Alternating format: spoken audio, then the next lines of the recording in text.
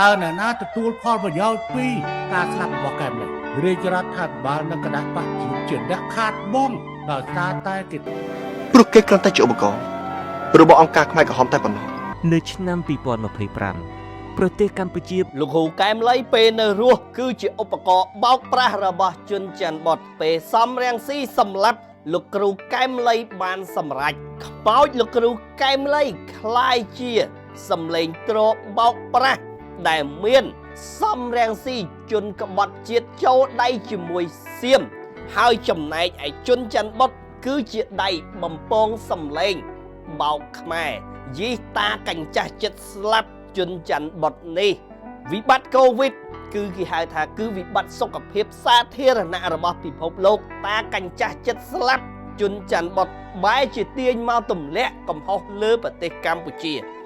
សម្ដេចតេជោធិបតីខិតខំស្វែងរកវ៉ាក់សាំងផ្ដល់សេវា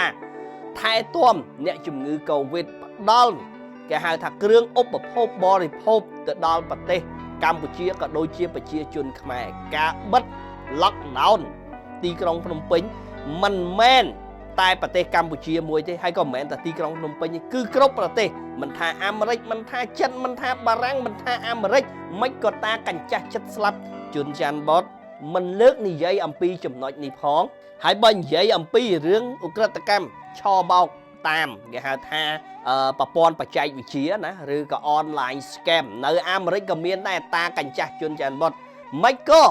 យកកម្ពុជាមកទម្លាក់កំហុសទៅវិញហើយតាកញ្ចាស់ជនច័ន្ទបុតប្រហែលជាទំនងបានលុយច្រើនពីគេហៅថាពីក្រុមជ្រុលនិយមសៀមឬក៏ចោលសៀមតែម្ដង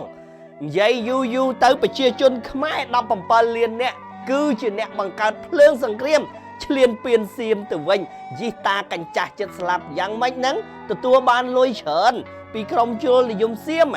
ជនច័ន្ទបុតដោដាក់ត្រកូលសៀមជនច័ន្ទបុតវិញទៅព្រោះសៀមជនច័ន្ទបុតនិយាយពីសង្គ្រាមឈ្លានពានរបស់ថៃវាទៅជាកំហុសរបស់ប្រទេសកម្ពុជាវាទៅជាកំហុសរបស់ប្រជាជនកម្ពុជាទៅវិញវត្តមាន scam online នៅលើពិភពលោកប្រទេសណាអត់មានតាកញ្ចាស់ជនច័ន្ទបុតតាកញ្ចាស់ចិត្តស្លាប់ជនច័ន្ទបុតប្រយ័ត្នអំពី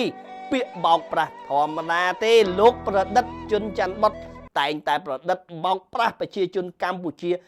20-30ឆ្នាំហើយតាកញ្ចាស់ចិត្តស្លាប់ជនច័ន្ទបុត